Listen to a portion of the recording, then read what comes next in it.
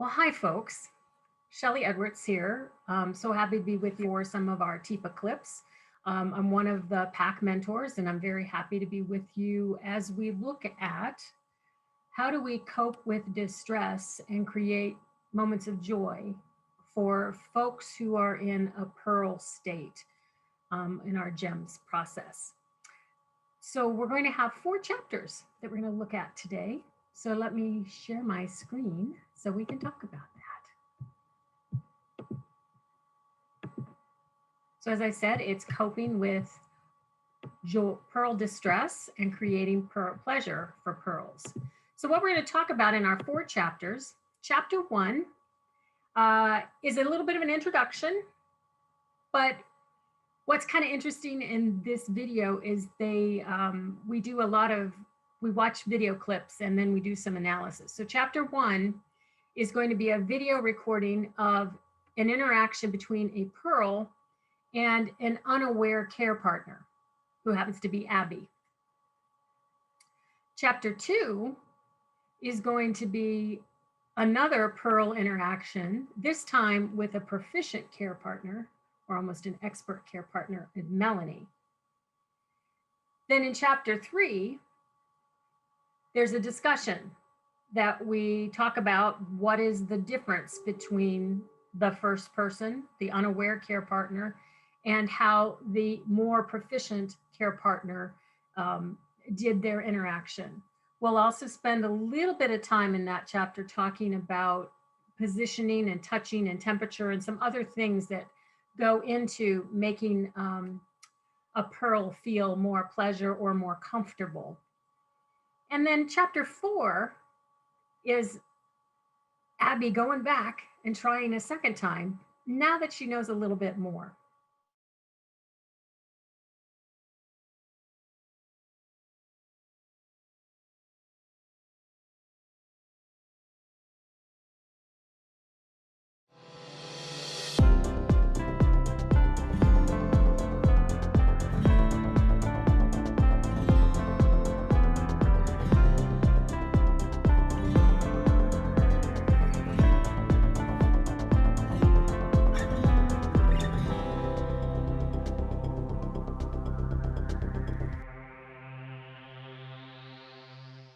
Chapter 1 is going to be looking at an interaction between someone who's in a pearl state, it happens to be Teepa, and the care partner who really doesn't understand what's happening at all.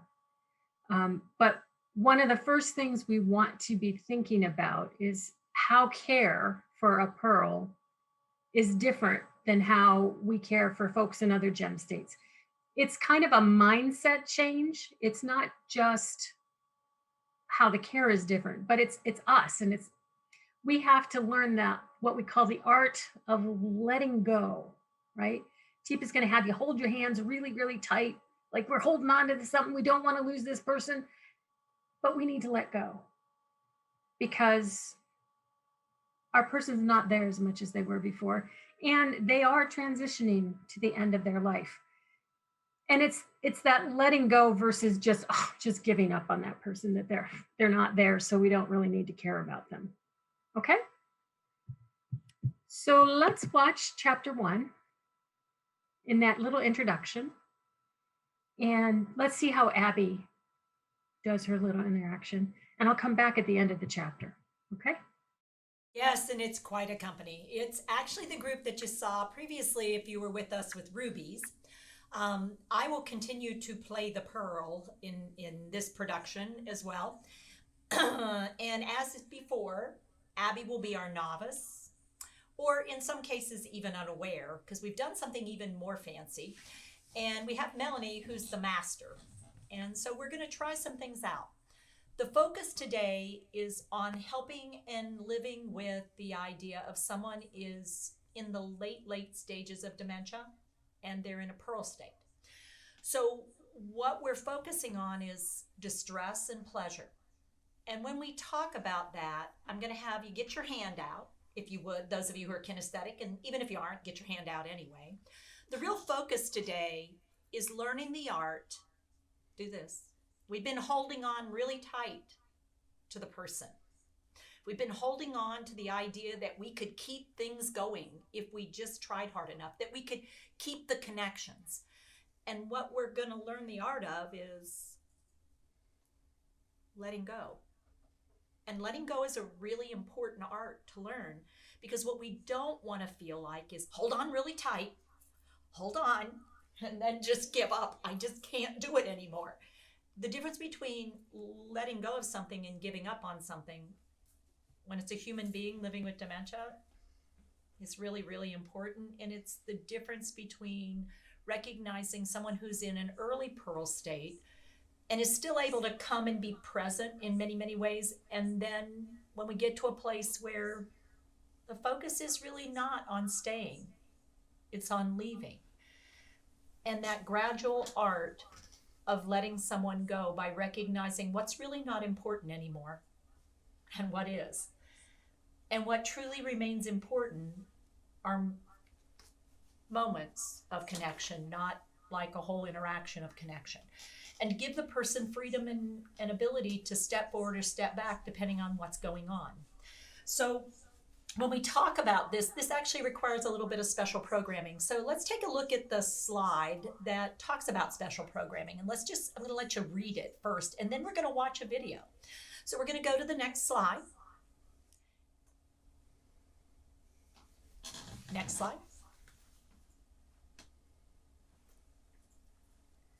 One more. Keep going. Oh, yeah. Go down to 20. What was it? Oops. Sorry, my bad. We had made this change, and then I forgot to allow for the change. 21, I think. Corey, you know where it is, right? Skills for success. Skills for success. Go one more, maybe. Nope. Corey, what were we starting with? Which slide were we starting with? 29. Thank you. There you go. Go to the next one. Yeah. So here's where we want to be. New technology. It's good and it's bad depending on how it all plays out. So when we talk about special programming, take a look at the laundry list here and think about it for a second. And then I'm going to ask a couple people, what are some critical features when we're working on that art of letting go? When you think about distress and pleasure, distress and pleasure. So go ahead and read. Oh, Greg, are we sharing? Yeah. Okay. Still looks small on the screen. Just as a reminder, if you guys have something to share out, you can type it in the chat box. You can unmute yourself and just talk to it. So I'm going to start with Catherine.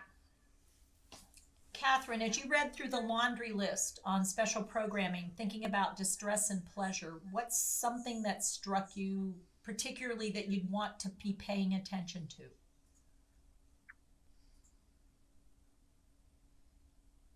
The changing needs, because I think we might tend to think they can't let us know anything, that their needs are just basic, and there still might be, or there still are, emotional needs, physical needs. Human beings, spiritual we've needs. talked previously about human beings having 5 core needs. And when we think about core needs, one of our things we tend to think about is, why do you have those needs? Abby, why do you have needs? Why do human beings have needs? In order to communicate and to survive. To survive. Oh, wait a minute. So the reason you have needs and you meet your needs is to survive. So the disconnect for us is recognizing the system is now to a point where survival really isn't an option for the physical being. So maybe what we're thinking about is, how does, as you say, Catherine, the relationship survive? And even then, how do we let go of the former relationship to the present relationship? So hunger, thirst, wake, sleep, energy out, energy in, elimination, being comfortable, and not being in pain. So those are still, or are they still, the most important things, and how?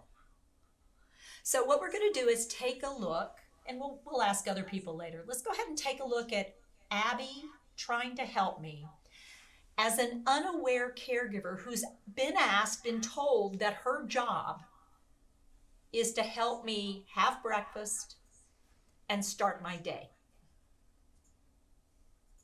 Teepa. Good morning, Teepa.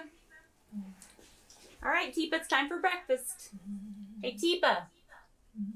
Time for breakfast. All right, let's get your face washed, get you waked up a little bit for breakfast. Here we go. Woo. All right, hang on. Wipe your face up. You got sleep in your eyes. All right. Let's get your mouth a little bit. Right here. All right. Hang on. One more wipe. Oh, a little drool. Let's wipe here. All right, Teepa. All right. You gotta wipe off your face. Yeah, there you go. All right. Okay, now we're gonna sit your chair up. I'm gonna lean you forward. Put your feet down. All right. Woo! Oh, sorry. Scared you. All right. Oh, hey, that's not nice. No hitting, Teepa. But now you're ready for some breakfast. Let's see. Start with some yogurt. You love yogurt. Mm-hmm. Your blanket's kind of falling off here. Here, we'll pull that back up. Oh, okay. Trying to put your blanket back. Oh, you know what?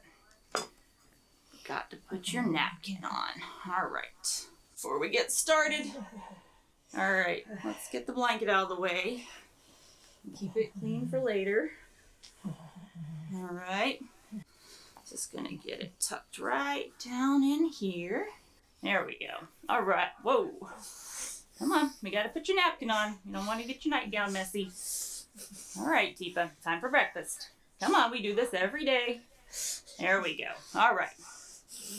Ready. Start you with some yogurt. You know how much you love yogurt. Mm-hmm. All right. Here we go. A little bite. Oh. Got a little on your nose. Whoops. There we go. Oops. All right. It's your favorite. Remember how much you like yogurt? Here we go. All right. Come on, Teepa. There you go. Yum. You need to eat. Come on, Teepa. You like yogurt, remember? Yeah, come on. Here we go. Next bite. Yeah, there you go. All right. Teepa, stop spitting. That's not nice. Teepa, you're going to get your nice nightgown dirty. All right, here we go. Ready? Here's some yogurt. You like yogurt. Come on. There we go. Oh. Okay. You're not going to eat the yogurt. All right. Let's wipe your face up a little bit. You kind of got yogurt everywhere. Teepa. Okay. Well, let's try some applesauce. I know you like applesauce. Here we go. Mmm. Yum. Mm-hmm. All right. Let's get a big bite. Come on, you gotta eat. Big bite. Here we go. There you go. Good job. Oh, Teepa, you are making a mess. My goodness. Hey, no spitting. Teepa, you know you need to eat. My goodness. You're getting applesauce everywhere. You like applesauce. Come on. Big bite. Ooh. Come on. Don't want to lose any more weight. We need to keep you healthy. Come on. Get your big bite. Open your mouth. Teepa. That's not helping. Open up. Oh. Okay. I'm going to go with a no on the applesauce. I'm going to try some water. All right. Here we go. And get your drink. All right. Let's lean you back.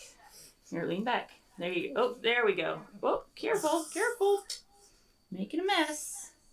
There we go. Get some water. There you go. Oh, Teepa. My goodness. You're not going to get anything in there today. Guess you're not hungry, huh? One more water. There you go. Let's try. Get some water. Open your mouth. Teepa. All right. Well, I'm going to guess you're not hungry right now because you certainly are not cooperating today. All right. Let's get you wiped out. Well, see, with all that spitting now, we have applesauce and yogurt everywhere. Oh, don't grit your teeth. That's not good for your teeth. Here. Be nice. You don't want to eat, fine. You don't have to eat right now. All right. Well, you got applesauce and yogurt everywhere. There we go. All right. Jeez. You know you need to eat, but... All right, let's get your blanket. Try breakfast again. Put you back up. I guess we'll come back and try again later. All right, there you go. Oh, lean back. You're gonna fall. Here, let's get you lean back. All right, feet up. You can relax. Push it. Oh, there you go. All right. And oh, here's your kitty. All right, Teepa. Well, we'll have to try to eat later. There's your kitty. All right, Teepa. We'll see you later. Have a good morning. Bye.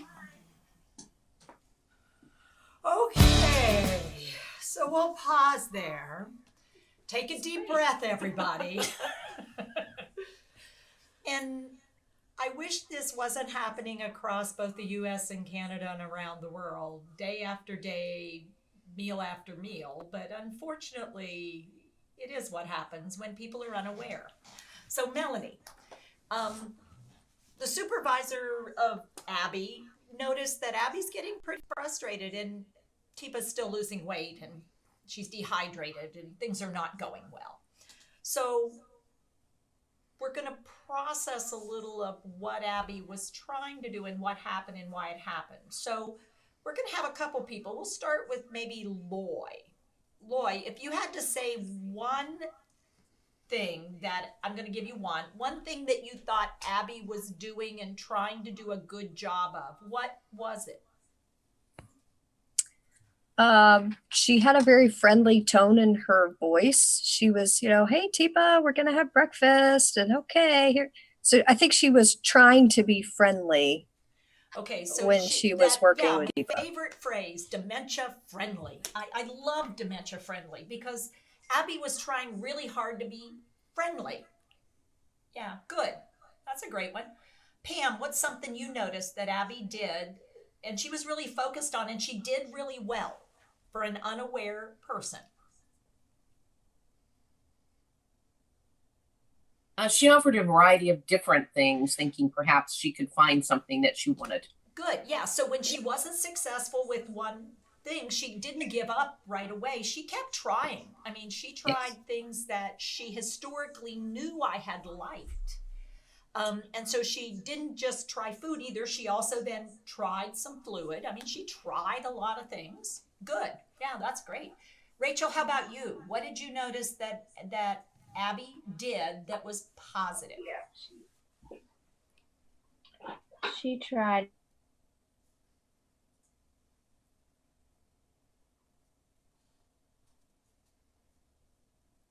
Rachel, can we hear you? No? Looks like we've lost her. She's Looks frozen. like maybe we lost Okay, Rachel how about for a minute. Deb LeBlanc up in Canada.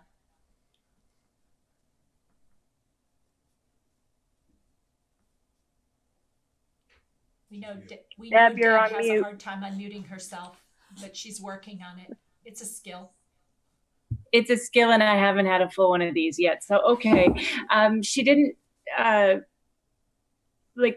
forget now what I was going to say. Give me a moment. She was gentle as much as she could be, and she was, Okay, so she you had to sort of see where her amygdala she did was. some I mean, assessments, she or she was doing some assessment as she was going through. Okay, so we'll move this, we'll do this. She was trying to look at comfort as well. She was trying to focus on comfort, and her amygdala never got to a place of she felt I was dangerous. She didn't like what I was doing, and she felt it was risky. Don't hit me, that's not nice. You're gonna mess up your gown. but she never actually got into a range of high distress. So she stayed not in high distress anyway. Abby didn't get highly distressed. That's good. Does anybody else have one other thing that they really want us to think about or pay attention to as we're moving forward? Teepa, we've got a couple of comments from people who were saying things like she was patient, she didn't give up after the first try, she was able to sit you up, get your face clean, get the napkin in. So Abby was able to get some tasks done, things that she thought were important or that I needed or she wanted me to do. She was getting some things done. So I didn't get food on my nightgown. I was upright. She did try to get my face in a place where I could take a drink of water. So she was very focused on the relationship or the task. More task. Yeah. So I'm going to turn it over to Melanie here for a few seconds because she's going to try to figure out, okay, so what are the things she noticed that she's going to try to do with me? So let's hear what Melanie's thinking about after she watched Abby. Well, I really agree with the comments that people made about what she did. Well, you know, she did have a lot of energy. You were very cheerful, was a good word. Cheerful. You were cheerful. But I also noticed some other things. I noticed that you were noticing what Teepa did. So you were paying attention to Teepa. What I did. To what you did. Mm-hmm. You weren't necessarily interpreting it right. So Teepa would do something and you would interpret it as being difficult or being hard to get along with or spitting or don't do that, that's not nice. Right. So you were kind of framing it, interpreting as this is not nice. You're doing this, it's not appropriate. It was in Canada, they call them responsive behavior. So in other words, I was choosing to do something when she did something. So it was a choice I made. Right. I was choosing to be uncooperative. I was choosing to try to hit. I was choosing those things. Which is positive in some respect because it gives you the understanding that you have some purpose. There is some meaning behind your behavior. It's not just random. So I can build on that and help her frame it in a different way so we can move it to a different place. Okay, so you picked up on Abby doing cause and effect, but the cause and the effect might have not actually been what she thought it was. Right. So what we're going to do now is we're going to go back through the video and we're going to pick points at which to pause. And either Melanie and I or Abby can ask for a pause. And we're going to look carefully at this video about what Melanie and I can figure out. I can do it now, but I'll try to stay in my pearl state, although I'll be able to talk and tell you what I was doing, which unfortunately people who are in the pearl state don't get that opportunity very often. Occasionally they might have a moment when the shell opens and they are able to say, please, please, please. And again, that one word is what they've got to try to communicate everything they're trying to share with you about the art of letting go versus giving up. Okay, so I'm back for the end of chapter 1. Did you pick up on the difference between the art of letting go versus giving up? Think about it a while. You know, what might be interesting is you may want to come back to this video again after you watch the next segment. We're now going to look at chapter 2 of Pearl Distress and Pearl Pleasure. And this time we're going to watch another video where Melanie is going to demonstrate how she would interact with Teepa the Pearl. And one of the things I want us to be thinking about in this chapter is what is the difference and how does this interaction happen? And then there's going to be a discussion about it. Good morning. You are my sunshine, my only sunshine. You make me happy. sun. You'll never know how much I love you. Please don't take my sunshine away. The other night, as I listened, oh, too much. Wonder that you my lips. As I awoke, I was mistaken. So I hung my head, I cried. My sunshine, my sunshine, you make me happy. Teepa, Teepa. Yeah. Good morning. Yeah.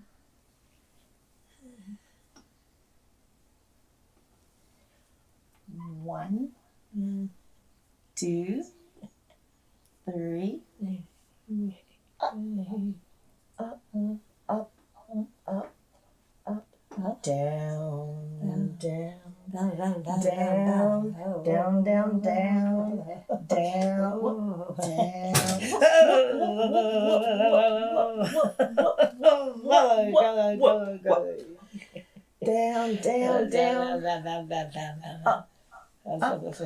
up, up, up. Oh, whoa, up, up, up, up. Oh, up. Yeah, here we are. Good morning. Good morning. Yeah, it's time for this to go away because it's morning. Morning.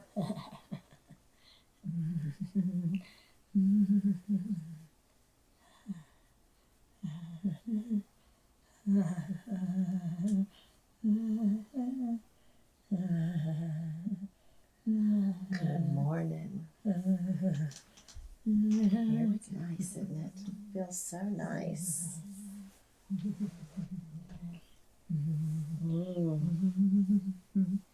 Yeah, nice, huh? Yeah. Warm and comfy and nice, nice, nice. Teepa. Let's see what I would like to start with.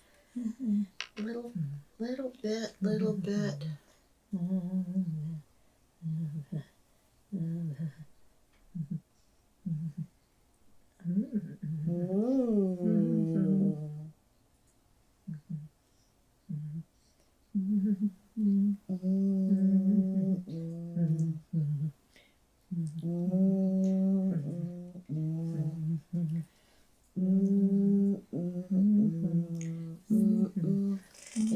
Enough.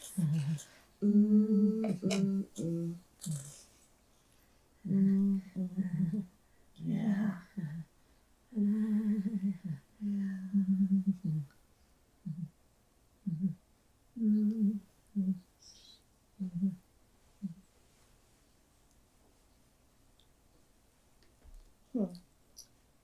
Yeah, and that's not as good, is it? Yuck. Hey, Teepa. Oh, more? Try. More.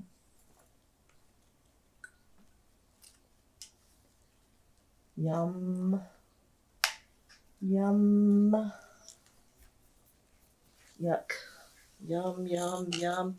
So it looks like we're going yum. Here's the favorite. Oops. Yeah, that we need to get rid of that first, don't we? Here. Let's get rid of some of this. Yeah, yuck. Yeah, get rid of that yogurt. Yeah, bye with that. Better.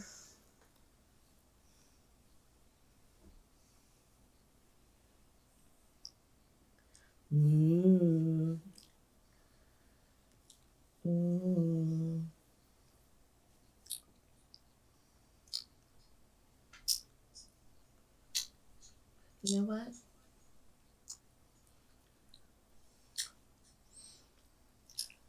Yum.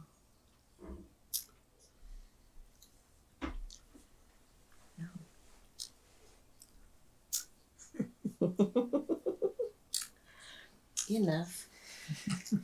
Yeah, let me get a good look. You know, it looks like.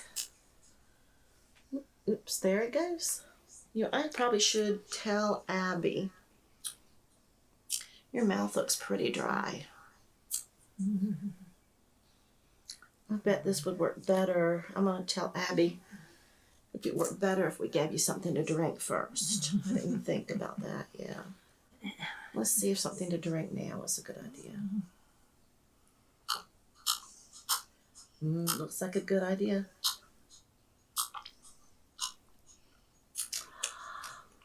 Teepa. Yum. Yum.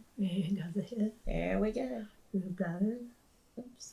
You got it. I got it. You got it. I got it. You got it? You got it. You got it.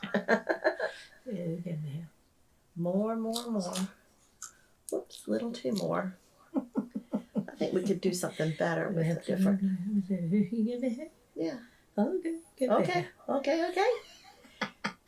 You good? We're good. We got it. Got it. Got it.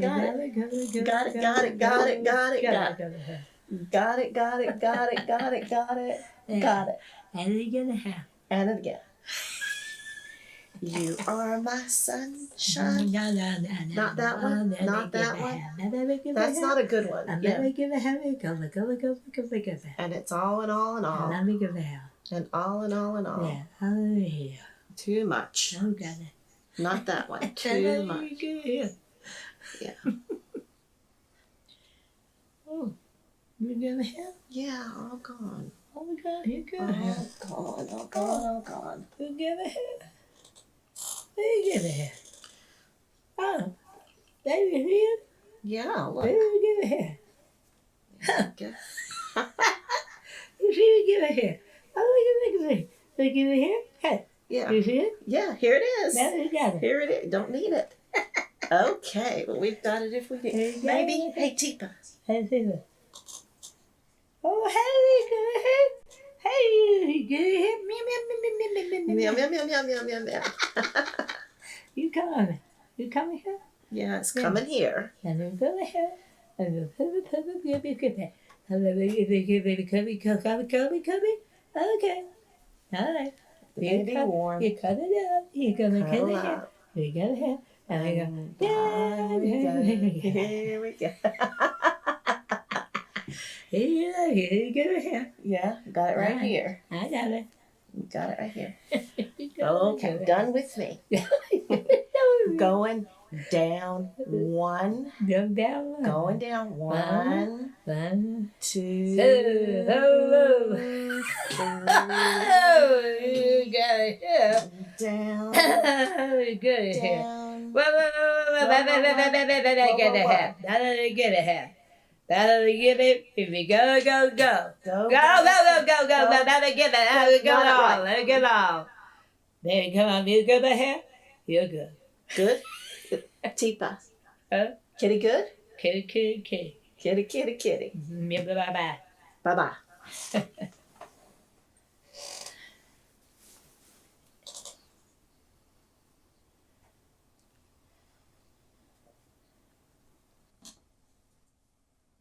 Okay. So, 2 things that Melanie did well. This is the easy part now. Carolyn, how about you? All right. Well, I'm taking notes, and I have a long list. Oh, she's got notes. There you Yeah, go. notes. Good to know. Well, I'll just give you 2. Really, the starting with the connecting, physically connecting, and the singing. So just good. a really nice How kind long of did it take? start. You know, How so long I did felt Melanie like she spend set the stage. getting connected I'm sorry. with me? Say it one more time, Teepa. How long did Melanie take getting connected to me? Getting physically connected, you mean, or getting emotionally connected? Visually, verbally, through touch, personally, and then emotionally or spiritually? Yeah. So she took her time in her approach, but the length of time it took her to connect was, I can't give you like seconds, but it was relatively quickly. It was a nice, she kind of eased into it, starting with the verbal and the singing, if I recall correctly, kind of the rhythmic use of her voice. Okay. And the reason she would have to start with that would be what? What's the because primary reason? Teepa's eyes were closed. Duh. Yeah, I wasn't with the program. I mean, Right, I'd been asleep. So she had to connect somehow. Right. And then where did she place herself? Well, she was definitely on the side, on her, what appeared to be her dominant side. She wasn't hanging over her at all. She was staying and low. Absolutely. She's got low. So non-threatening. When Teepa did open her eyes, she didn't have somebody looming over her. She had somebody beside her making pleasant sounds. Okay. And I'm guessing maybe Melanie knew, had some kind of hint that, you are my sunshine, right? That's the song she was singing, I think. Well, I think it's the trademark song of all people living with dementia. It appears to be the song that we always go to, which if you think about it is like, it's really sort of a sad song when you get right down to it. It's our favorite. Yeah, right. Where did she present the song and how loud or strong did she present the song? Well, she started, let me check my notes here, but she started with the song pretty early on, and I'm trying to think if she started You are with my sunshine, my only sun. No, it was, and it may, correct me if I'm wrong, she may have started with a humming. I don't know if you started with words or with humming, but either or, it was low. Almost to kind of easing Teepa into hearing something pleasant that she would kind of wake up to. So Melanie was actually very physically close to me, but her voice was like she was coming from far away and getting closer. So she gave it that control. And as she got in, she got a little closer. How close was her body to mine? Pretty close. I would say she was in your intimate space pretty early on. Yeah. Good. Yeah. What's another one that she did? She, let's say, used rhythmic language. When Teepa woke up, she let Teepa push her blanket away. She didn't try and rescue it and say, oh, no, you need to put this on. She let Teepa just push it away. And then so she went with what Teepa did. Who was responding to whom? Well, I think Melanie was responding to Teepa, who was then responding back to Melanie, as Melanie then remembered that, it's a back and forth, and that, okay, so she pushed her blanket away, but she might still have that. How did you say Melanie started with what? She started. How did I say she started from the very beginning? You mean? Rhythm. She started low and slow. Low and slow, and then gently came up. Did she continue or got more intense as she saw Teepa? Yeah. Respond. Did she continue to use rhythm the whole time, Carolyn? Absolutely. Absolutely. And she then who started to pick up on the rhythm? Oh, Teepa did, for sure. Teepa definitely, that whole back and forth was caused by, when we talk about cause and effect, was really caused by and controlled by Melanie. Cool. Who started out that rhythm in the first place. Right. Okay, so Cheryl, you're on here. What's something else you noticed that was helpful that you saw Melanie really doing? She stayed connected at all times. Where did she get pressure connected? on the Where did you notice her getting physically connected? What'd she on do? the joint. Like she stayed, any connection was on the joint. Okay. Okay, so when she did hand under hand, was it a traditional, what we in PAC call a traditional hand under hand? No, it was on the pressure on the joint. So it was, she brought her hand in on the underneath joint and at all guided. times. And the other hand would sometimes come to the top, but otherwise to the, like always on a joint. Always on the joint. Yeah. So Mel, did you want to say anything about what you noticed about what you were doing? I was really, the first time I watched the video, I was really surprised at how close I was to you, because it didn't feel that close when I was doing it. But when I watched Abby, there was this nice space, and I did not realize I was working that. It didn't feel that close when we were working together. Well, I'm wondering if when you got in that close, you were better able to pick up on my cues, because my cues are going to be pretty gross, and you're going to have to be fairly tightly connected to me, so you're actually seeing and feeling the world the way I'm doing it, or you're going to be missing a lot of my cues because I don't have body movement, I don't have eye gaze movement, I don't have a lot of verbal skill set. I'm really limited in a very small space. And sometimes when we're used to working with rubies or ambers, we fail to recognize when we say a pearl is trapped in a shell, this shell is now sealing itself with reflexes.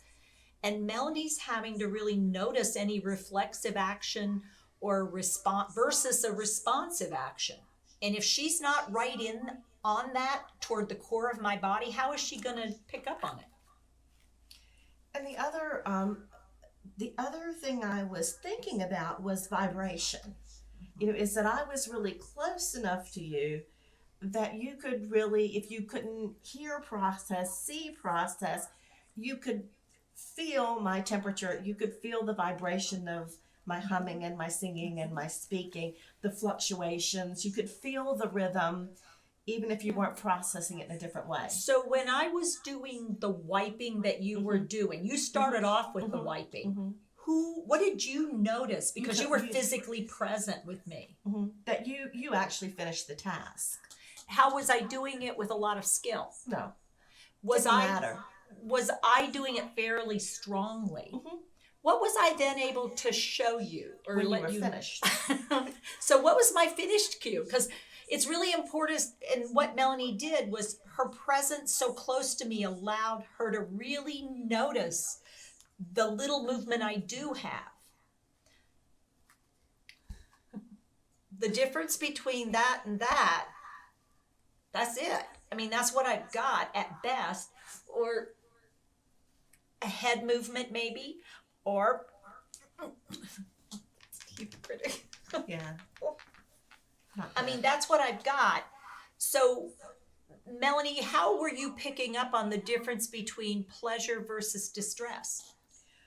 Well, it was obvious. I mean, it was really clear. This is good, this isn't good. It was good with the pushing away. Pushing away means you're finished. This means it's not enough. Yeah, so it was really clear. You were and that's the key piece, I think, was you were really communicating very, very powerfully. I just had to respond to it and pick up on it. When you watched Abby, did you see me trying to communicate with Abby? Abby, now that you're watching Melanie, did you see there me? were definitely some times where I felt you pushing away or where you were pulling your head away that I was just trying to finish up, wiping your face or wiping your mouth. But I didn't pay attention to that the way that Melanie did. Was it because you didn't care or because you cared a lot?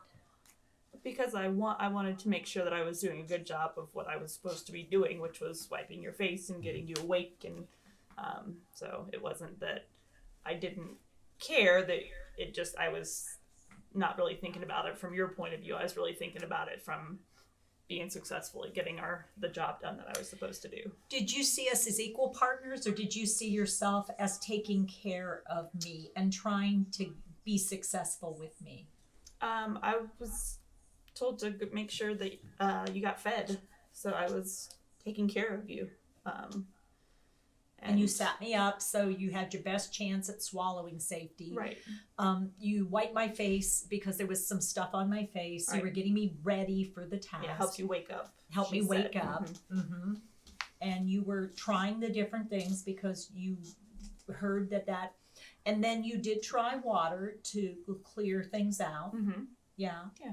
And you put the cover on me so that there wouldn't be a problem with that. Right, because it's hard to get your nightgown changed. It's hard to get a nightgown That's changed. distressing. Yeah, and you know that's going to cause distress. Yep. So that one you were trying to avoid that. And you gave me at the end, even at the end, it was like, well, you're not wanting anything I'm offering. So here's your kitty. That's right. Yeah. That's comforting. So Melanie, how did that how did that process go for you as you were working with me? What'd you figure out? It wasn't me, it was us doing things together and me supporting you and doing things for yourself. Mm-hmm. So it was kind of me getting things started and then responding to when you were finished with them. Mm-hmm. Okay. So toward the end, what changed? What did y'all notice changing about what was really important going on there? Did Melanie get any more food in or drink in than Abby did? I mean, is anybody going to say Melanie was more successful at hydrating me or nourishing me? Anybody have any thoughts that mean, if somebody thinks it was, you got a better outcome there, let us know. One of the things that was noted on the chat was that it seemed like Melanie let you decide when you were finished eating without really pushing you for more intake. So yeah, Melanie sort of was listening to me, and when I gave her that enough already, and I would try a bite and I would try a bite, and then it was like, yeah, that was it. And Melanie even said a couple times, that's enough of that. Yeah, that didn't taste as good. And so she was using those visual cues, those auditory cues, and those movement cues that I was able to give, which were limited. So what was different? What came out of session number 2? What did Melanie have to offer me that Abby didn't? Not by virtue of what she was trying to do, but what happened between the two of us. Lloyd, what did you notice that Melanie walked away with and I walked away with? Well, I didn't walk anywhere, but I came away with, do you think?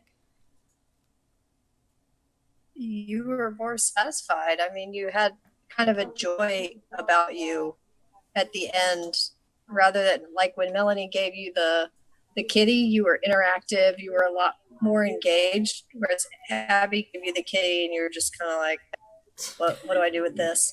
Yeah. How did I know what to do? How did she present the kitty that I seemed to get it? What had happened up till then? How did I get to be able to act with a kitty? How did we get to that? Because Melanie had already opened you up to communicating. You were already interacting with the outside world, whereas with Abby, you were always in your shell. Yeah, I was using my protective shell. Yeah. And Melanie managed in our interaction to get the shell open a little bit. And that when that shell was open, then where did she put the kitty? Where exactly was that kitty? In your visual field, or it was kind of right here on your chest and your hands where you could see it. So what she actually did is she started moving it at about 12 to 18 inches away from my face in center field, moving it not toward and away, but back and forth, just making it move there. And as I caught the movement, because again, my ability to pay attention visually to the world around me, it comes and goes. So she was just showing me, look, something interesting out here. Do you want to interact with it? She offered it. And then as I honed in on it, she picked up on my eyes, went,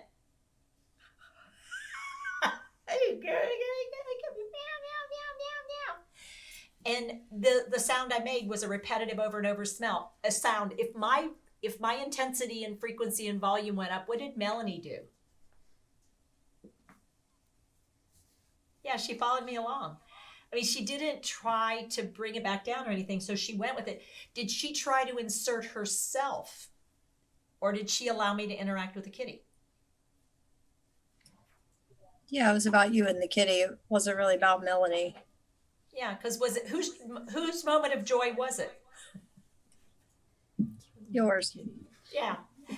And so in that moment, I was done with Melanie. I mean, I had some good moments with her, but now I can only focus on one thing at a time. Does that make me a child? Or does it make me childlike in my pleasure of the moment? Good. I think what that moment gave you most was the opportunity to take care of something. Because you were really nurturing the kitty. And so that was a very adult thing, was to nurture the kitty, to cover the kitty up, to take care of the kitty. And for your soul and your spirit, the opportunity to take care of something is such a huge service. Yeah. And what Melanie was able to sneak in on me was she covered me up. But I wasn't willing to be covered up before. But when I had the kitty and I was taking care of the kitty, I didn't really care what happened to the shell. I mean, the shell's just a shell. I mean, it's not even me most of the time. I'm just living here till I can go home because I can't stay here a whole lot longer. So what Melanie was able to do is realize in that moment, I was not in the shell. I was present with the kitty. And so she could do some things around my body that I didn't really care about. I mean, it really wasn't about my body anymore. That really wasn't where I was. So that became really important to acknowledge that. And that wholeness of person, even though I'm losing so much, the presence in this world, I'm still so present when you provide me that support. But it has to be an incredibly skilled support to be able to get it. So, Abby, what are you thinking now that you've watched Melanie? There are a lot of little things that I want to pay attention to when I go in to work with you again. And I saw Melanie do a lot of things that I could do that weren't like, crazy ultimate level things. They're just little things that I could do that I think might end up with me feeling better about, and Teepa feeling better about the situation when we finish than it felt the first time we did it. Okay, so I think that's great. Melanie, do you want to add anything? Because I want us to go ahead and look at slides in a second, Greg, and we're going to go to like probably 30 or 31 here, maybe 34, something like 31, maybe. And I think that's the thing, is it really isn't that it's magic. It isn't something really that requires a lot of super skill and practice. It really is. A lot of it's just paying attention and being responsive. And the other thing a couple of people have picked up on, Teepa picked up on, is the idea of rhythm. And one thing that we didn't see was I was actually rocking before I even started. And that's me. I mean, if you've ever spent any time with me, I rock constantly and wiggle constantly, but sorry. but I was actually rocking before I even started engaging with you. And that kind of helped me kind of know what the pace was going to be. Yeah, and so even though I startled when she set the chair up, and later on, when you're looking at these clips, it was a hard chair. It was a hard to operate chair. I think both of them agreed I need a new chair. Whether or not the coverage will be there for insurance, who knows? But for right now, they've got what they've got, and they had to deal with it. There are lots of nuances, and if we could do the in-depth review of video, we could actually watch some of the big differences. And maybe that's something we'll do on another webinar. We'll dig into these little video clips with greater depth. Okay, so I'm back for the end of chapter 2, where we looked at Melanie demonstrating, and then they talked a little bit about the nuances of the things that were a little different. And one of the things that I noticed, I didn't know if you noticed it, was how much movement Melanie was making in that video, where she was rocking. She was using a lot of rhythm and as a way to connect with Teepa. And maybe you can try that sometime with your person. So we're going to end this chapter here. And next chapter, we're going to talk about a little bit more about the specific kinds of things we need to be thinking about and ways to make our person comfortable. Okay? So see you at chapter 3. And welcome to chapter 3 of our Pearl video about calm distress and pleasure for pearls. And this chapter is where we're going to do some delving into some of the situations or things that we need to do to make our person more comfortable, the things we need to consider. So things about the temperature of the room, how it feels in the room, the positioning of the person's body, and the kinds of furniture that you need around that. What kind of touch experiences does that person have, as well as you as the care partner? What tastes are they experiencing? And then we're going to talk a little bit about silence, sounds, and movement. So let's go watch this, and I'll come back at the end. For right now, let's go ahead and let's take a peek here at what are the specifics. So Greg, if you'll go to the next slide. What we want to look for are these some indicators that typically might actually be helpful. So let's slide the next slide.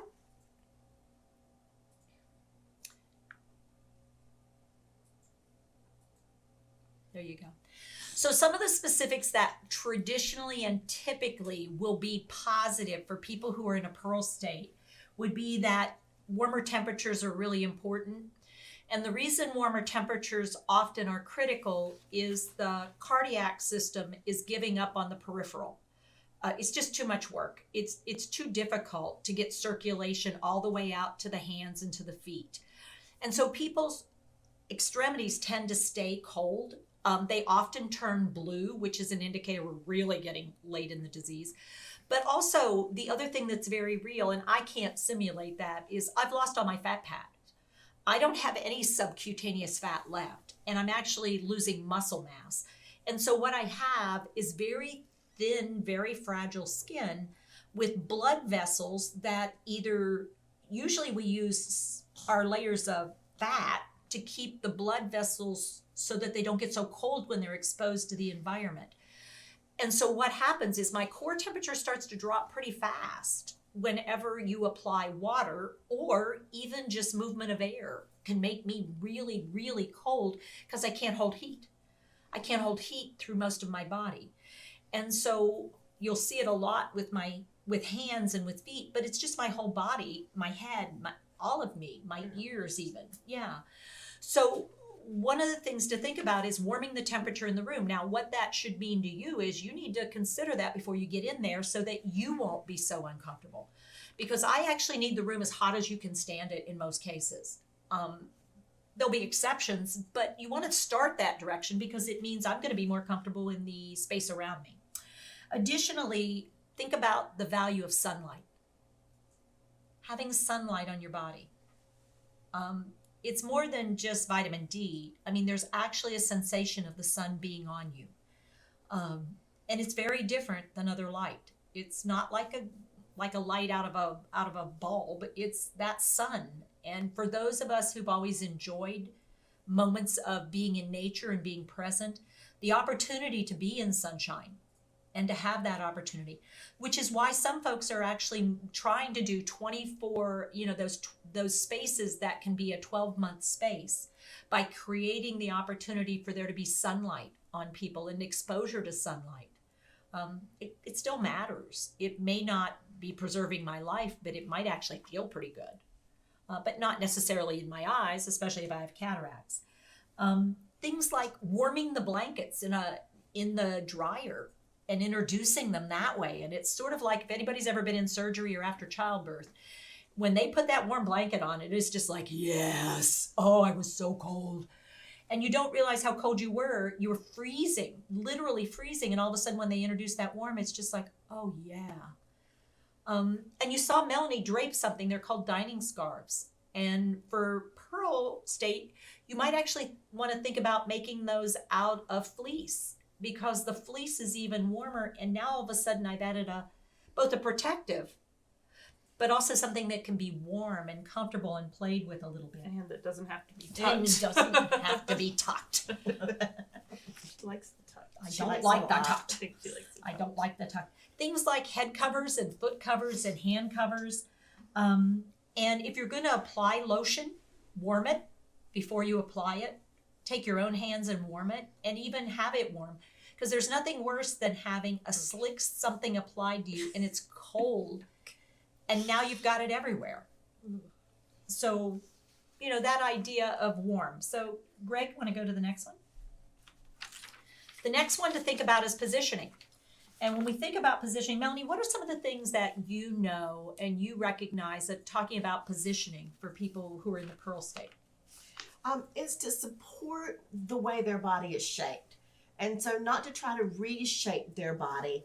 But So what do you think support- about Jerry chairs in the late stages? Not a fan. Yeah. How about reclining wheelchairs? Not a fan. Yeah. How about tilt and space chairs? I don't. Yeah, that's where the angle of the hip stays the same. Okay. But you still have leg rests. Yeah. The leg rests are a problem because my legs are going to tend to pull in and under. And then when you try to pull them back out by using the leg rest, what you'll do is move my hips forward. And so pretty soon I'm to the front of the chair and I'm tilted back, and my brain may be smart enough to know you're falling. And so I'm grabbing the front or grabbing on or holding or trying to curl myself even further to the front, trying to fight gravity because I think it's dangerous. So, because almost never as an adult do I spend a lot of time reclined. When I'm working, I'm upright. When I'm driving, I'm upright. When I'm eating, I'm upright. When I'm at the beach, I'm reading, so I'm still upright. So it's not a natural sensation to be half down, half up. So when you're going to shift positioning, do you think just let's get it over with? Tell her what you're going to do and get it over with, or? I use a lot. How'd that go for you? She likes Abby? that. She likes Definitely. that a lot. She's a big fan. I use a lot of counting with that because 1, 2, 3 is wired in so deeply that it's almost kind of a reflex that somewhere viscerally when we get to 3, something different is going to happen. Yeah. So your brain may not know what's going to happen, but somewhere subliminally something knows that something's going to happen. There's something there. There's something happening. So I'm just going to have us look through the next slides a little bit. And if somebody wants to bring something up on them, we'll do it. But the next one talks about your touch, how you touch, what you touch.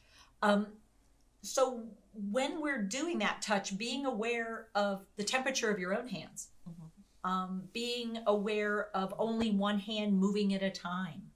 And if you're doing something, that idea of you have segmental movement and I don't have segmental movement. Segmental movement means I can move one part and not the other. You're going to see a lot more total body on me, and you're not going to see a lot of rotation around the core because I don't have rotation around the core. I'm sort of a rigid structure now. And the best I can do maybe is pinching, maybe spitting, maybe a few motions, but I can't control my body in the world. And so anything you do is incredibly scary to me because you're the boss of me now. And whatever you do with your hands and your body, all I can do is react to that because I can't protect myself. And so when that chair comes forward, I come forward as a unit. So if you're not ready for that, it's like, whoa, whoa, whoa, she's coming out of the chair. She's coming out of the bed. So and then you use your hands how? In a panicked motion. And so that's why when you came forward and it was too abrupt, instead of stopping, I kept the rocking to settle. Good. So Melanie recognized that when I came upright, there was a jerky to it, and she tried to have that not happen. Happened anyway. So she had to work with what happened, and so she kept up the movement until my brain recognized it as rocking, and it's one of the deepest vestibular reactions we have. It's one of the first ones that your mom learns to use when you're distressed, and it may be, in fact, one of the last ones that we have as a way to offer comfort and connection, as I don't have a lot of ability to respond to gravitational world. So how about, let's go to the next one. sense of taste. So when we get to sense of taste, is there something that you noticed, Melanie, about my taste? I was thinking partly about taste, but partly about texture too, and temperature, because I think temperature and taste and texture all kind of go together. And so there were things that worked a little bit and things that didn't. And it didn't. Were you trying to nourish me? No, it was a sensory experience. Okay. You know, it was about finding a moment of pleasure for you. So it was a sensory. Having watched Abby, you came into our interaction believing that it wasn't about nourishment or hydration anymore. Well, and it wasn't just seeing Abby, it was seeing the way you were shaped. Yeah. It was seeing the way your body was shaped, the way you were responding. That, you know, if I think about how your body is shaped and how you're shaped like that inside as well. Yeah. So your insides aren't going to be processing vibrantly and vigorously either. And so you're not needing that kind of vibrant and vigorous intake. Yeah. So it was more about the experience of the taste, of the smell, of the texture, and trying things. What did you try? What kind of things did you opt to try? You went with some things that were familiar to me. Right. The yogurt, which I heard you liked, and it was Greek yogurt, so it had a little bit more of the sour bitter, which are sometimes preserved taste, and sugar and salt or can kind of fades away, but sometimes it's a little bit more experience, a little bit more process. And then you tried some sweet potatoes that had brown sugar added, because that wasn't right for that day. That wasn't working right that moment. So then you went to a third option, which is sort of an interesting one. Kind of a jelly. Yeah, it was an orange marmalade. Marmalade. Yeah, so it was an orange marmalade, and did that seem to be something that seemed to be something you like? Yeah. Did I have a little trouble with the marmalade part? Yeah, the textures were. So the texture might have been a little bit, but the flavor seemed to be pleasing. Was bright. It was bright. Okay, cool. So did you come up with anything in regard to the water? Yeah, the water probably would have done better to start earlier. I think the water was kind of a little complicated for you to manage. And so the typical kind of response then, because you're just kind of doing a very gross kind of swallow. You don't have a lot of muscle skill, fine motor in your mouth to organize your swallow. So the water was kind of just becoming its own entity. So the reflex to that. How much actually went in, I'm curious, do you think? I don't even know. Enough to wet your throat. And probably enough to wet the front of me, if I remember your phrasing correctly. We had a little bit of that. A little bit of that. But it was, the response is often going to thicken. Yeah. But thicken is not the same sensory experience and the same texture. And so I don't know that a little bit of cool water to rinse your mouth out is, I think that's kind of a good thing sometimes. Yeah. I mean, are you going to keep me from getting pneumonia? No. Does it matter No. at that point? No, I mean, and I'm not being funny, I'm laughing, but it's really important to realize you are not going to keep me from getting pneumonia. And it's kind of risk benefit, you know, so it's worth the risk of having you sit up straight. It's not worth the risk of taking away water from you, from my perspective. Yeah, because do I have saliva? Yeah, there's stuff. I have some. And there's also reflux. And there's reflux, yeah, so that's happening. Yeah. Sorry, Abby, any thoughts? It's all right, I'm learning a lot. Anything you're thinking about in regard to now your task coming in? There are a lot of, I was worried about the choking and getting the water in or how much you were getting in, and I think really paying attention to it's not about the how much you're getting in, or recognizing that where your body's at, it's not in the survival stage anymore. It's really about kind of being in that moment and making sure that what we're doing is something we're doing together, and it's something that is not, that's more pleasurable for both of us, instead of me being frustrated and you really clearly not feeling like I paid any attention to you at all, because I was really wanting to get some food in you. Had I given up on our relationship? Yeah, I think I did. And I definitely saw you and Melanie laughing together and kind of going back and forth and doing some singing and having some conversations almost. And then when she presented the kitty, you really enjoyed that versus when I gave you the kitty and set it down, you weren't paying attention at all to that. So because Melanie was partnered with me and you got to see that, do this.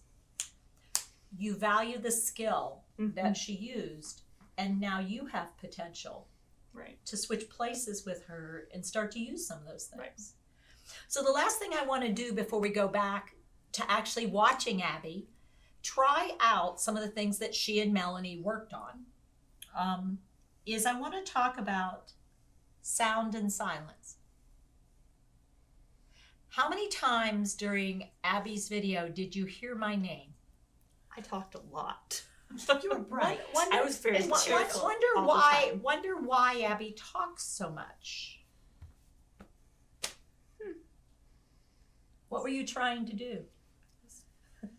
Trying to let you know what was happening and trying to make sure that you knew what was coming and trying to let you know that I was there and set you up for the next thing each time. So and do this with your two fingers.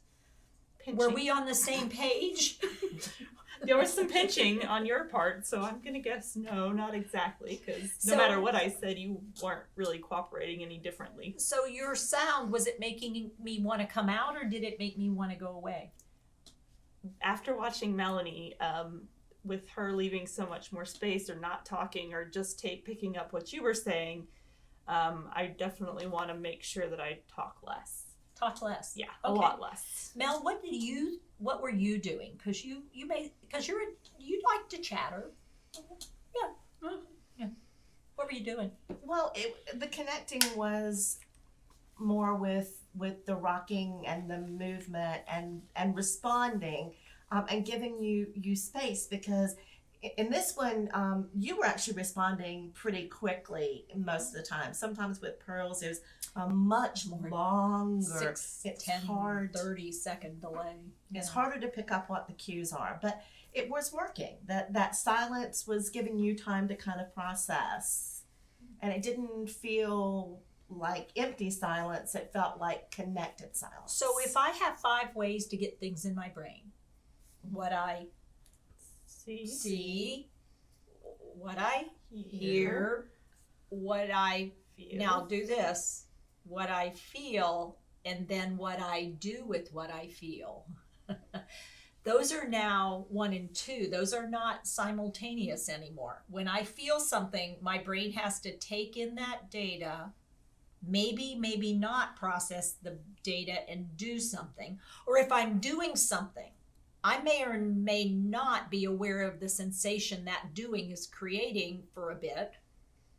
Hence the reason why rocking, that rhythmic back and forth rocking, can help me figure something out. What I taste or what I smell. How many of those do you think a Pearl in the late state could possibly process at a time? One. Anyone. Pick One one. of them. But I have to explore each one as a separate experience, because my brain is so frayed and so broken that it takes me a while to get one sensation in and figure it out, if I ever do figure it out, and then do something about, like shifting my gaze, touching something and then starting to do something and maybe overdoing it. So, would you want to give me a real cat? No. Probably not for me. It might be for some folks who just like to stroke. I like to do things with the cat. And unfortunately, that poor little kitty's ears are going to be ripped off. It's a real kitty. That one's one of the best kitties for me. And I like to squeeze it. I like to squeeze the kitty because I like that pressure. I was helping that kitty feel good. Heaven forbid a real cat would be in my house. So those kind of things. So that silence had value. It wasn't a silence that Melanie was just silent because she knew she had to be silent. She was using her silence to watch, to listen, to feel, to do, to maybe pay attention to what it seemed like I was tasting or smelling. So it's a really critical time. But it wasn't silence because I'm thinking about what I've got to do next. No. It was very much a present It was silence. a responsive silence. Yeah, paying attention to me. So what we're going to do is we're going to take a look at what happens when Abby has a chance to watch Melanie, work with Melanie, and then work with me. Welcome back. Wow, what did you learn about temperatures and touch? And was there anything that really was an aha for you in their discussion here about the things we need to consider when we're working with somebody who's in a pearl state? One of the pieces I found most fascinating was when they were talking about responsive silence. That was kind of, for me. It's silence, but not just being quiet. It's being silent so that you can observe and pick up on what the person living with dementia is experiencing using our 5 senses, right? Using our vision, our hearing, our touch, maybe our smell and taste. I just thought that was really fascinating. So you're like, oh, now what's going to happen? Well, got to come back for chapter 4. I'll see you then. So this is chapter 4 about pearls, distress, and pleasure. I hope you've found it as interesting as I have in watching somebody who has no experience and then watching somebody who has amazing experience, looking at the differences between the two. And what's going to be interesting now is in chapter 4, Abby is now going to come back and try it again after she's had all of this learning that she's had in these three chapters, as well as talking a little bit more with Melanie. And so we're going to end this section with the discussion. We're going to watch the video, then we're going to discuss it, and then we're going to come back at this end with this last piece, and I'll talk to you about that after you watch. See you when you come back. So what we're going to do is we're going to take a look at what happens when Abby has a chance to watch Melanie, work with Melanie, and then work with me. Let's see what happens. Teepa. Good morning, Teepa. Time to wake up. All right, let's see. So Melanie said warm washcloth, and we're gonna start with your face, with your cheeks, and I'm gonna touch you a little bit to let you know. Good morning, Teepa. All right.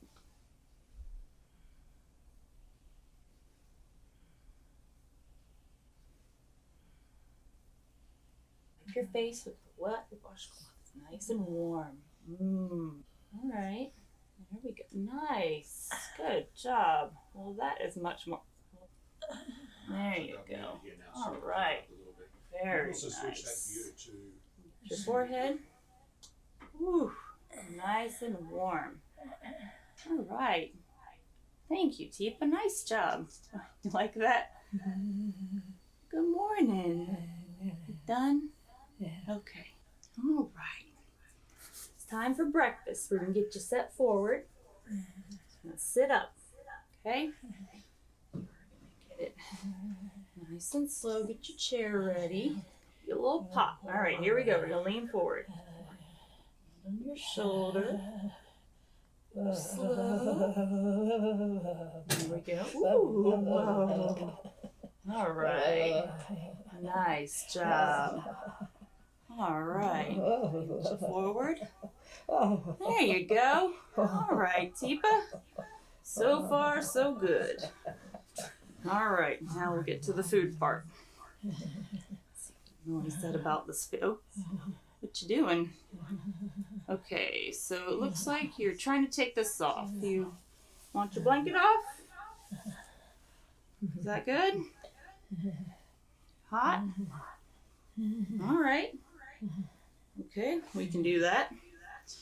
So instead of tucking your napkin on your neck, we're gonna put, all right, touch your shoulders, wrap that around. Nice. All right. That feel nice? Wrap this one around. There you go. Good job. All right. Let's see if we can get it out of the way. I want you to eat your scarf. All right. Well, it's a little tricky to get this part. We'll just pull it down a little bit. There we go. Okay. I'm not quite sure how much that's going to cover, but we'll take what we can get. Small battles, huh? All right. Well, that's a better place than we're. Oh, she said drink first. Okay. All right, Teepa. Get you some water. Ready? All right. And hand under hand. Nice warm hands. All right. Let's see if we can get our thumb in there.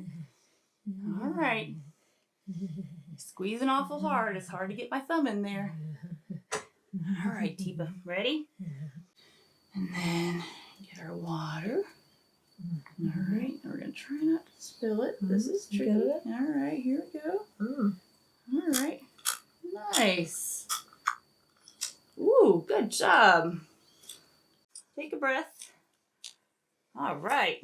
Nice job. You want some more? Yeah? Okay. All right. You must be thirsty today. Nice job.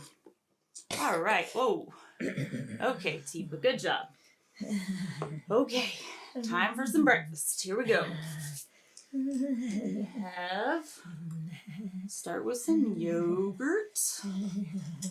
See how that goes. All right. So Melanie said start with a little taste. That way maybe you won't get quite so much spitting. All right, here we go. Let's get your hand under hand here. Oh, there we go. That was a little, okay. Now we got to get our spoon in here. We're just gonna touch. All right. What do you think about that? It's good. All right. See if we can get a whole bite in there. So far, so good. No spitting. Oh, okay. Well, I made a mess, but right here we go. This is tricky to get this hand under hand thing. Oh, okay. Trying to help. There you go. All right. Good bite. You done with that? Okay. I think she's done with that one. You want to taste? Let's see what else we have. Have some sweet potatoes, a little bit of brown sugar. All right. Here we go. Let's get a little taste. Okay. There we go. Here we go. All right. Taste. What do you think about that? That's some good. So far, so good. We'll go with it. There you go. Think about that. No? Not having the sweet potatoes, huh? I don't blame you. Sweet potatoes and yogurt. It's a lot of work. All right. Let's do one more. A little bit of orange. A little bit of citrus for you. Okay. Nice job, Teepa. Thank you for working with me this morning. This is nice. Yeah. All right. Ready? We're going to get a taste. Get a taste. Here it is. You like that? What do you think? Have some more of that? Make some nice chapstick, huh? Does that feel good? This is much nicer than you spitting. All right. Great job. Okay, well, you're going to be a little sticky. That's okay. We have our washcloth. All right, so let's try some more water.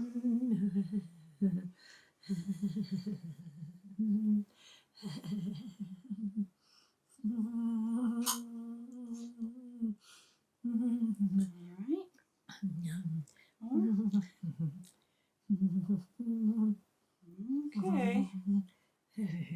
And you're done. All right.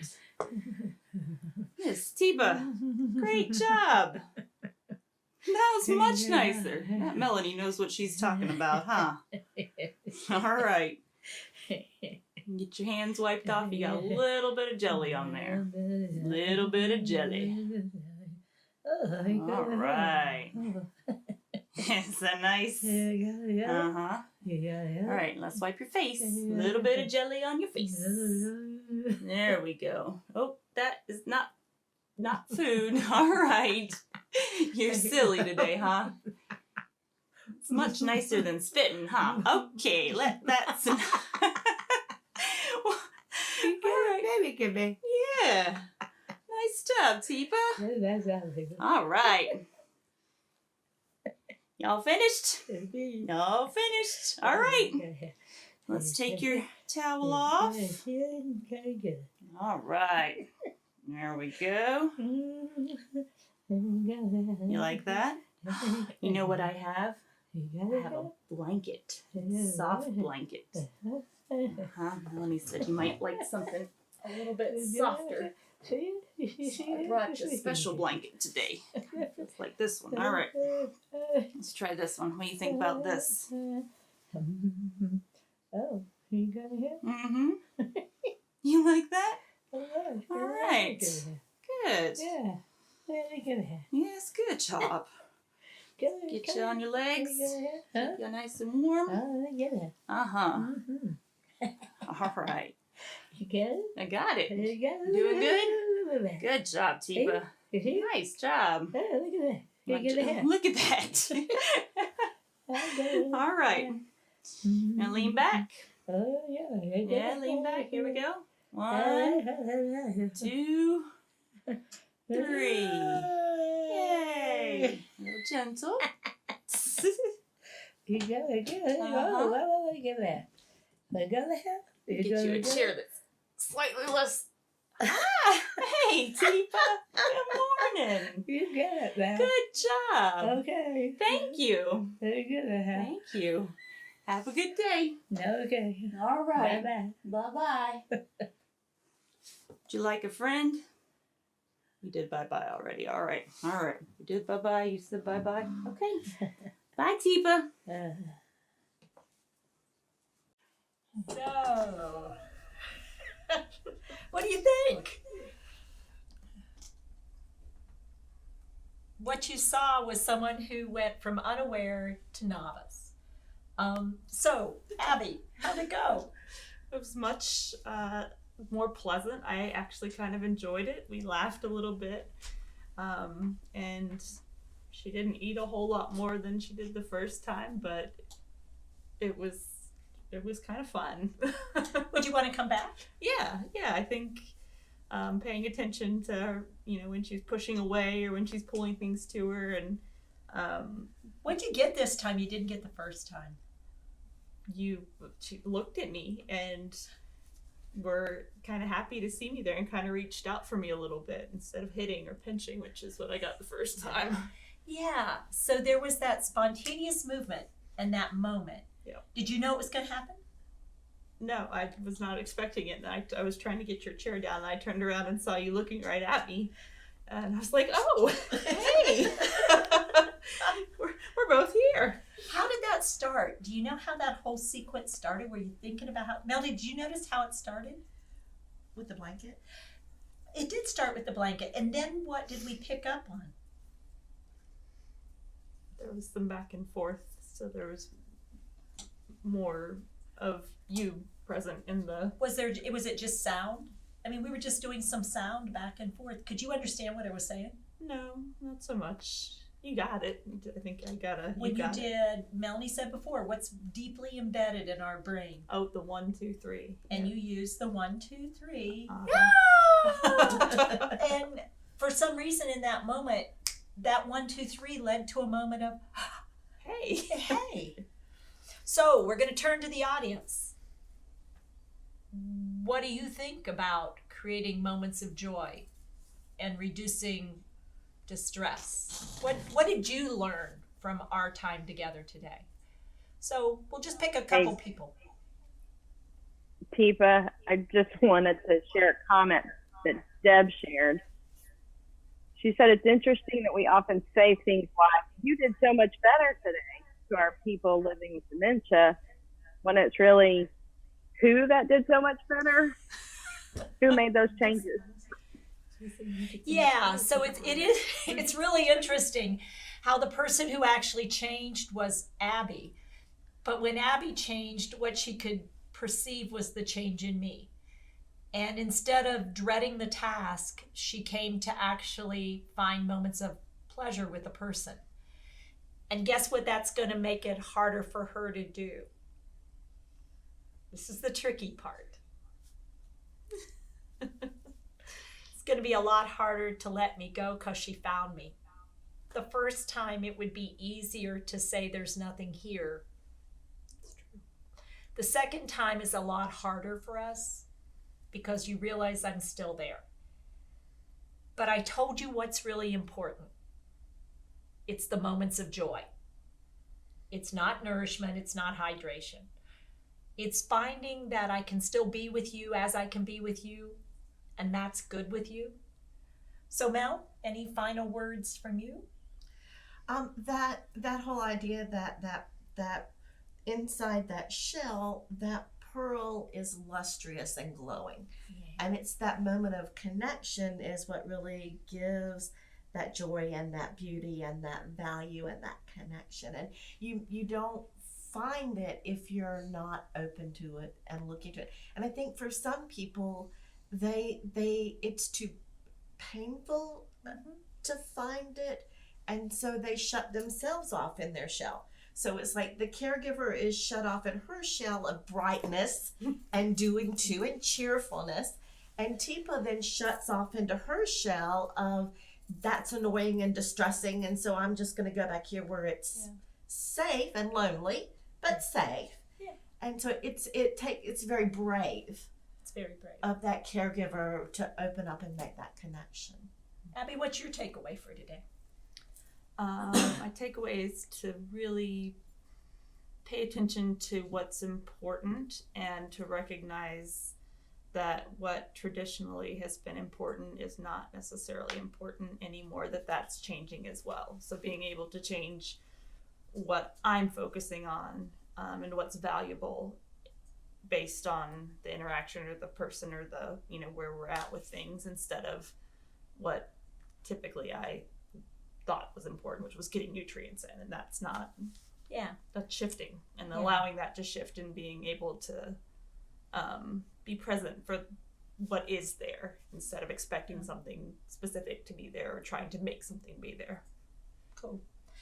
And the lesson, I think, for all of us is that Abby's going to need somebody to stand with her and beside her, because this is a hard thing, being so with me and yet knowing at the same time you need to let me go, so that when I move away,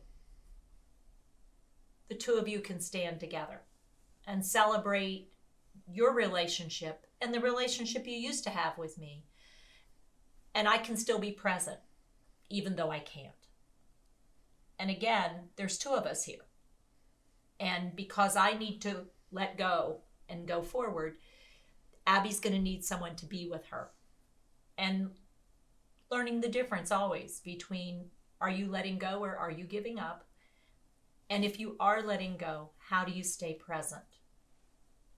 So today was all about working with Pearl State and being aware of pleasure and distress and learning the art of letting go. Thanks everybody for being here, and let us know what you thought about this webinar compared to others that we've done. Either the content, the format, the PowerPoint will be available. There's lots more detail in there about the actresses that we had, the players. Maybe less about those. You don't ever have to hear me sing again. I promise I won't sing anymore. So thank you for being part of our family and part of our team, and be willing to step off that edge to make the positive difference in people's lives. Thank you. And thanks to Greg Dixon for putting all this together. And Corey. Wow. Welcome back, folks. This has been a really interesting series of video watching and discussion, hasn't it?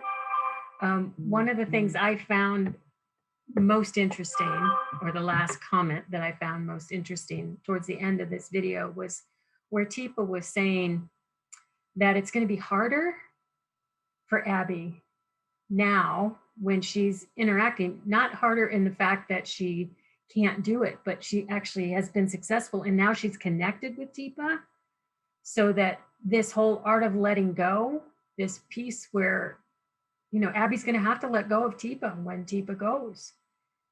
But we brought up the fact that, you know, Abby's going to need somebody else with her, right? She's not going to be able to handle this by herself. So I think a reminder for all of us in care partnering is, you know, we don't need to be doing this by ourselves, and we actually shouldn't be. We need to find other people to support us as well as we support our gems, right? So if you don't remember anything from the slides or from the series here, let's go back with the reminder that we as the care partner working with a pearl, even when we have awareness and we're doing well and we're making connections, we also need to find a third person to make a connection with, so that when our person goes and we've let go, we're not giving up on them anymore, are we? We're letting go. But who's going to be there to walk us alongside us? So think about who's going to be alongside you, with you at the end of this journey, and alongside of your pearl. And I hope you'll come back and watch some more videos from Positive Approach to Care and Teepa Snow. Thanks. Bye-bye.